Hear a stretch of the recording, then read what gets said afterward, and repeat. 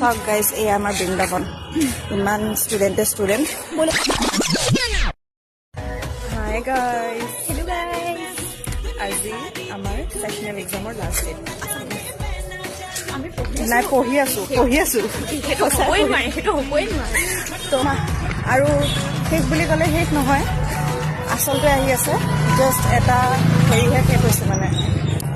ঐ কি পৰিলে? চি গাইজ, মোৰ কেপেনা পৰি গৈছে। জাতুল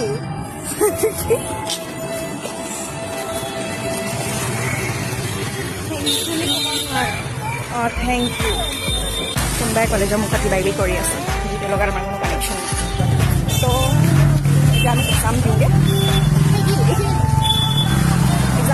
পালিকানি কলেজ এক্সাম দিওঁ। তাৰপাছত এক্সামৰ পিছত আপোনালোকক লগ পাম, ক'ম আৰু কেনেকুৱা মোৰ থাকিব নে কি এক্সামত। One eternity later. আমি এক্সাম দিলোঁ, কেনেকুৱা হ'ল? ভাল হৈছে। মোৰ চব আমি দুইজনীয়ে বিশ্বাসে নকৰিব ন, একো নপঢ়াকে আহিছোঁ। 10 নম্বৰীয়া কমন এটা পঢ়ি আহিছোঁ, সেইটোৱে আহিছে। আৰু আমি দুই পাৰা নাই চাগে ন। তো এতিয়া ক'ব পৰা অৱস্থাত নাই যে ৱাও আমাৰ এক্সাম চেছ, আমি ফূৰ্তি কৰিব পৰা অৱস্থাত নাই, কিয়নো আমাৰ আৰু এক্সাম বাকী আছে। কিবা কৈ দিয়া, আজি এইটো ব্লগ আপলোড দিম, কিবা হ'ব কোৱা। পাৰে গাইছে, আমাৰ বহুত দিন ব্লগ দেখা নাই।